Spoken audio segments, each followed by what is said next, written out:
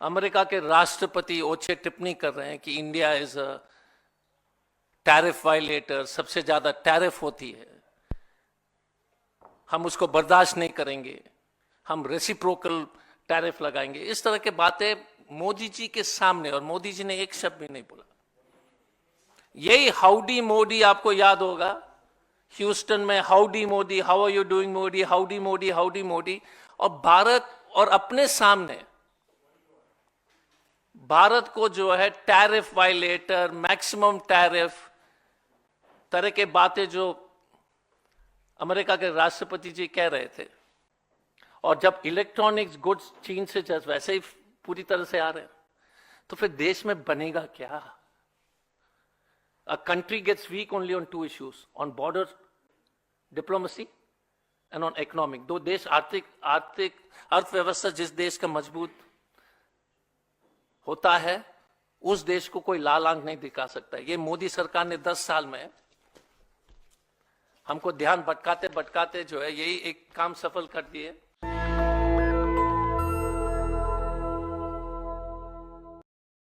मोदी सरकार की सामरिक, रणनीतिक, स्ट्रैटेजिक, डिफेंस और आर्थिक डिप्लोमेसी की फेलियर पर है। फ्रांस के राष्ट्रपति किस तरह से ट्रंप को जो करेक्ट कर रहे हैं, बोल रहे हैं कि आप गलत बोल रहे हो। दूसरी तरफ हमारे देश के प्रधानमंत्री जी के सामने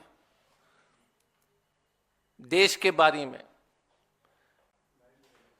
अमेरिका के राष्ट्रपति ओछे टिप्पणी कर रहे हैं कि India is a tariff violator, सबसे ज्यादा टैरिफ होती है, हम उसको बर्दाश्त नहीं करेंगे, हम रेसिप्रोकल टैरिफ लगाएंगे। इस तरह के बातें मोदी जी के सामने, और मोदी जी ने एक शब्द भी नहीं बोला। यही हाउडी मोदी आपको याद होगा, ह्यूस्टन में howdy Modi, how are you doing Modi, howdy Modi, howdy Modi. और भारत और अपने सामने भारत को जो है टैरिफ वायलेटर, मैक्सिमम टैरिफ तरह के बातें जो अमेरिका के राष्ट्रपति जी कह रहे थे। और पिछले एक हफ्ते में आपने देखा होगा कि लगातार अमेरिका के राष्ट्रपति बोल रहे कि हमने मोदी को $18 मिलियन दिया, हमने $21 मिलियन दिया। ये मोदी जी के बेस्ट फ्रेंड का जो है व्यवहार, अगर ये बेस्ट फ्रेंड हो तो दुश्मनी ठीक है। भाजपा के ट्रोल्स थकते नहीं है, विश्वगुरु बोलते रहते हैं। जब मोदी जी गए थे तो अमेरिका के चीफ ऑफ स्टाफ ने उनको रिसीव किया।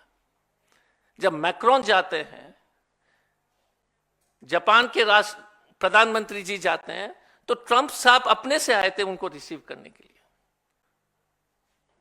पूरी तरह से टीवी में जो एक न्यूज चला रहे कि मोदी जी ने क्या गिफ्ट दिया था जेडी वांस को और ट्रंप साहब को, लेकिन ये नहीं बता रहे कि किस तरह से अमेरिका के राष्ट्रपति ने इस देश के प्रधानमंत्री को अपमानित करने का प्रयास किया।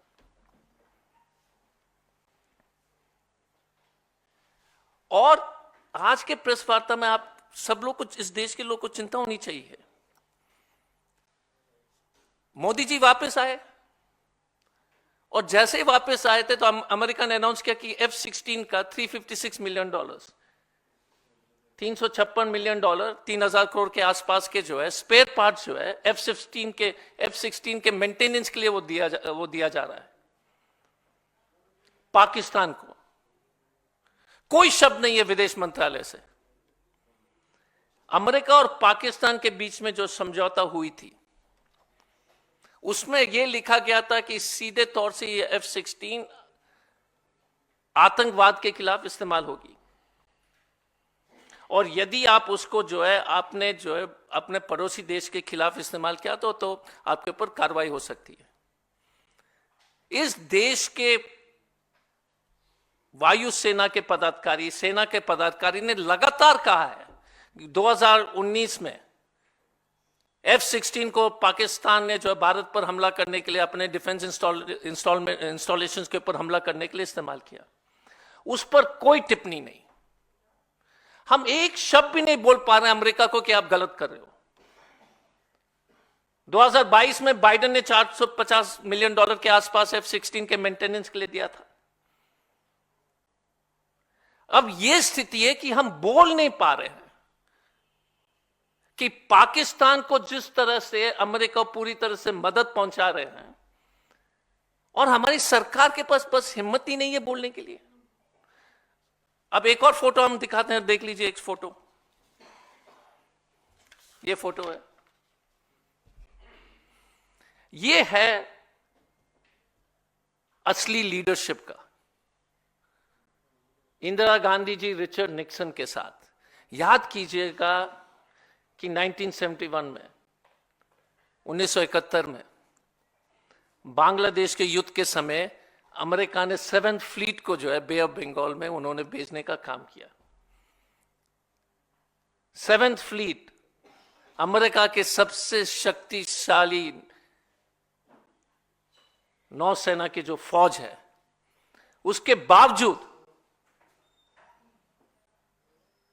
हमने देश का सम्मान और इज्जत सिर्फ बचाए नहीं, ऊंचा रखा।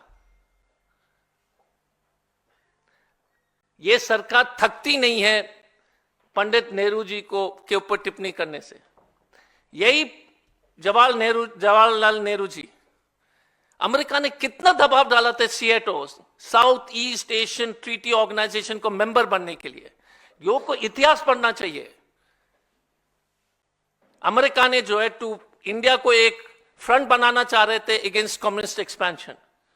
कितना दबाव था, गरीब देश था, उसके बावजूद पंडित नेहरू ने जो है घुटने नहीं टिकाए, जैसे आपने वीडियो में देखा है।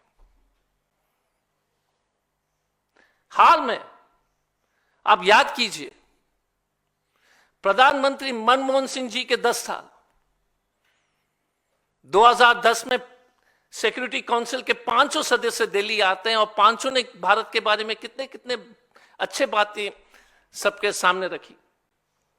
भारत के तारीफ हुआ दुनिया भर में। 123 एग्रीमेंट, सिविल न्यूक्लियर डील के बारे में आप सब लोग को जानकारी है कि उसके चलते आज जो है मोदी सरकार बोल रही है कि हम जो है प्राइवेट न्यूक्लियर कंपनीज को इस देश में लाएंगे।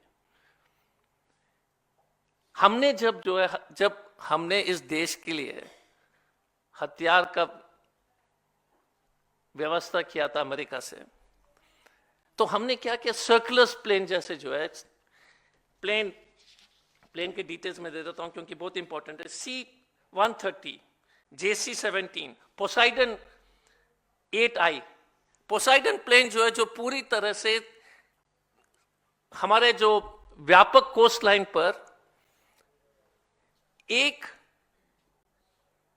रिकॉनाइजेंस एयरक्राफ्ट के रूप में, सूचना तंत्र के रूप में सुनिश्चित करती है, ये टेक्नोलॉजी सुनिश्चित करती है कि किसी तरह का जो है पानी के माध्यम से, सी के माध्यम से कोई भी जो है अटैक, अगर किस तरह का कोई देश प्रयास करेगा तो हम लोग सुरक्षित हैं। ये थी एक समझदार सरकार की जो है नीति। मनमोहन सिंह जी ने जिस तरह से अमेरिका के साथ हमने संबंध बनाए, $9 बिलियन के जो आर्म्स ट्रेड हुए थे, जितने भी जो सामग्री हमने खरीदा था वो देश के हित में था। अब मोदी जी क्या कर रहे हैं, F-35।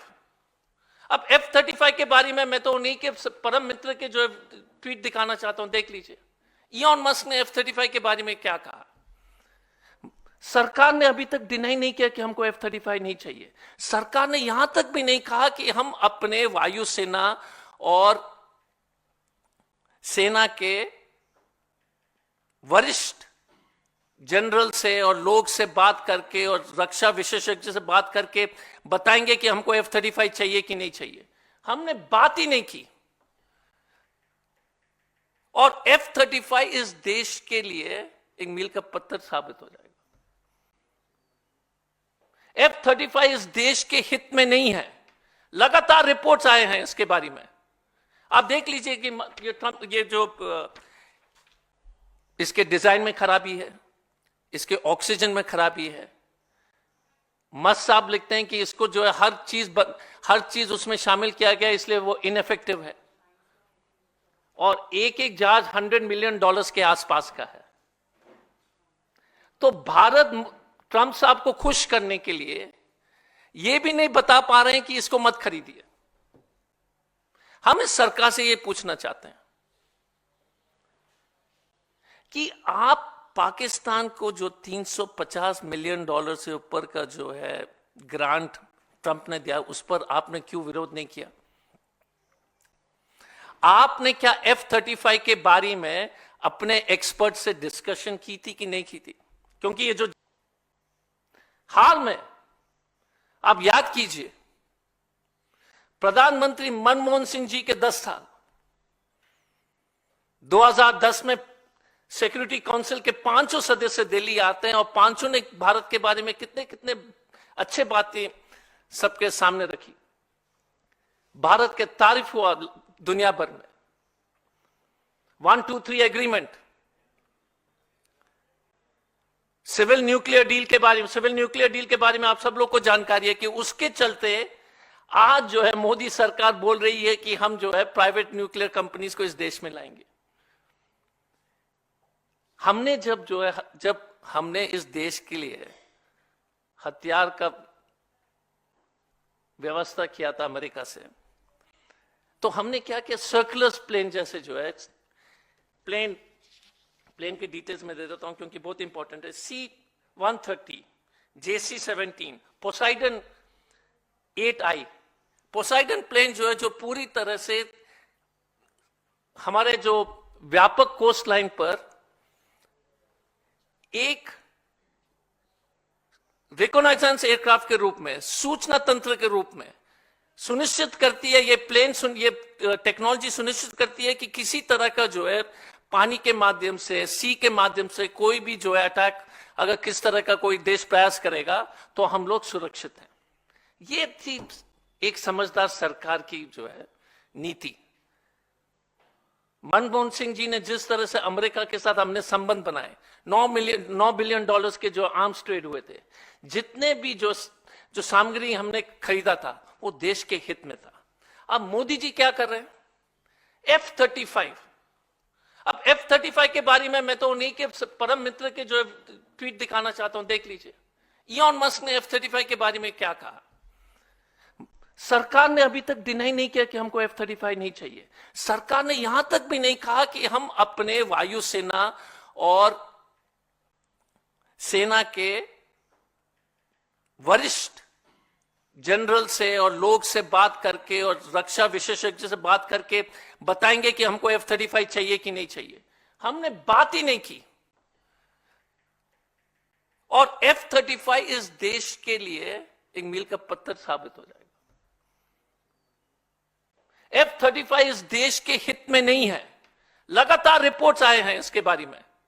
आप देख लीजिए कि ये जो इसके डिजाइन में खराबी है, इसके ऑक्सीजन में खराबी है। मस्त साहब लिखते हैं कि इसको जो है हर चीज उसमें शामिल किया गया, इसलिए वो इनइफेक्टिव है। और एक एक जहाज $100 मिलियन के आसपास का है। तो भारत ट्रंप साहब को खुश करने के लिए यह भी नहीं बता पा रहे हैं कि इसको मत खरीदिए। जिस दिन अमेरिका के टैरिफ हम हटाएंगे एग्रीकल्चर प्रोडक्ट्स में, जिस दिन, और वो होगा क्योंकि रेसिप्रोकल है और ये सरकार करेगी। मैं आपसे अनुरोध करूंगा, मोदी सरकार से पूछिए, जिस दिन एग्रीकल्चर प्रोडक्ट, सेब, जिस दिन एप्पल पर आपने टैरिफ हटाया, पूरा हिमाचल खत्म। जिस दिन आपने ग्रेप्स पर टैरिफ हटा दिया, पूरा आंध्र प्रदेश खत्म, महाराष्ट्र खत्म। जिस दिन दूध पर आपने टैरिफ हटा दिया, होल मिल्क इंडस्ट्री खत्म। America will dump. I would request you to please remember this words of mine. The farmers of India are under the greatest danger, because if American agriculture products come without tariff, we will be drinking California milk, eating apples from Washington, Seattle, and all our 70% of our population will suffer and have the worst future. इस देश के लोग नहीं समझ रहे हैं कि I would request you to please highlight this part कि अगर एग्रीकल्चर प्रोडक्ट्स पर टैरिफ अगर उठता है अमेरिका का, तो कोई भी जो है किसान नहीं बचेगा इस देश में। अगर गाड़ी के टैरिफ ऐसे बंद हो गए, कम हो गए, अगर गाड़ी के टैरिफ कम करेंगे, ना तो महिंद्रा रहेगी, ना टाटा, ना मारुति। और जब इलेक्ट्रॉनिक्स गुड्स चीन से जस्ट वैसे ही पूरी तरह से आ रहे हैं, तो फिर देश में बनेगा क्या?